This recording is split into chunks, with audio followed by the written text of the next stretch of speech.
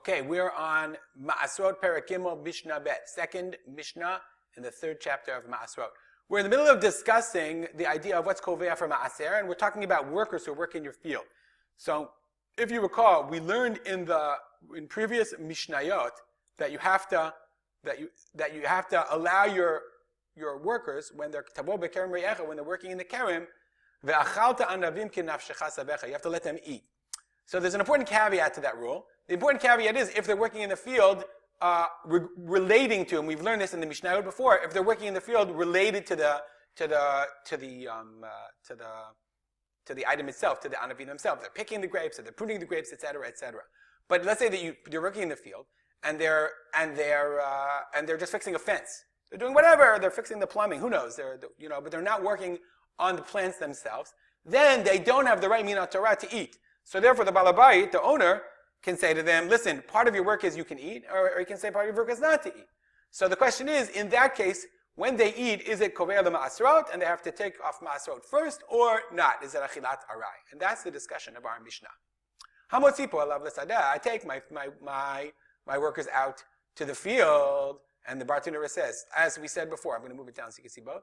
L'melacha acheret v'lo l'kot perot. So you're doing some other work, and they're not picking fruit. So there's no achila minat Torah, there's no right for them, inherent right for them to eat as much as they want. So, bizman she'ein lahem ala mezonot, in a time where he did not make a condition of their work that they should eat, and then he says to them, so they have no right to eat. They're not allowed to eat, it's not part of their salary. But then he says to them, you know what, you guys can eat something.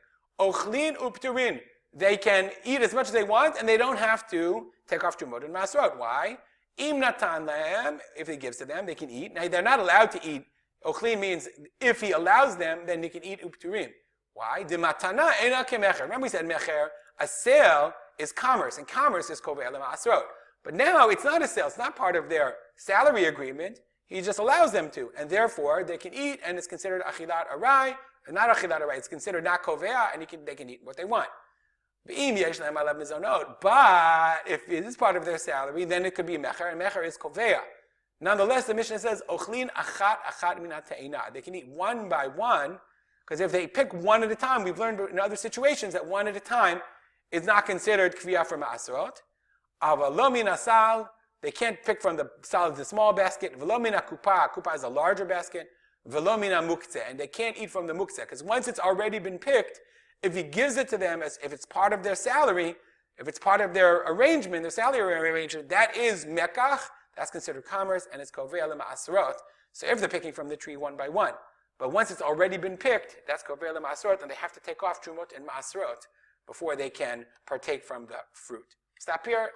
As always, I'll dedicate the learning to the memory of my father, Rav Simcha ben Yitzchak Kalman. If you have any comments or questions, email me at rspolter@gmail.com. Have a good day.